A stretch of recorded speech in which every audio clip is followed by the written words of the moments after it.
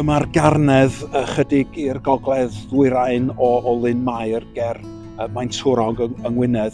Roedd o'n un o dros 1,400 o safleoedd yng Nghymru lle mae bywyd gwyllt yn llythrennol wedi cael i losgi'n fyw gan danau gwyllt y Gwanwyn hwn.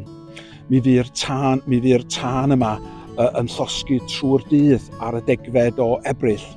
Ges i gyfle i wneud fideo ohono fo y noson honno o bont Maentwrog. Roedd yn edrach fel apocalypse a mae'r lle yn dal i drewi o dan felly.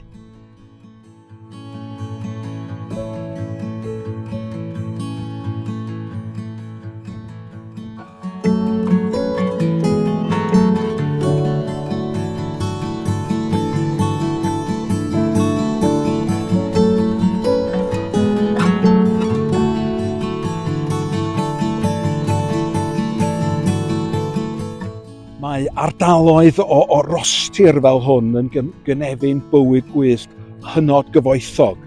Yn ôl y BBC a mudiadau byd natur, mae tanau gwyllt yng Nghymru wedi peryglu adar fel y boda tinwyn a llygod y dŵr hefyd. Maen nhw'n dinistrio cynefin cwtiaid aer ac yn lladd gwyberod prin.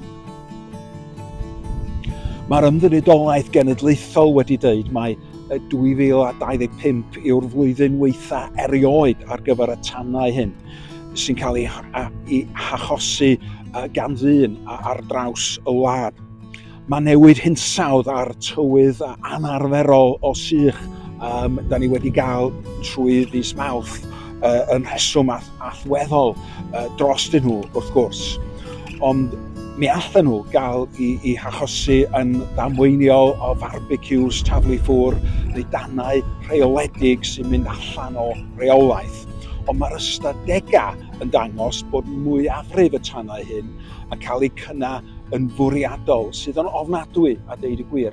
Os oes gynnoch chi unrhyw wybodaeth am y tanau hyn a sut maen nhw wedi cael eu hachosi, plis deudwch wrth yr heddlu gan ddefnyddio'r llinell cyfrinachol os oes angen.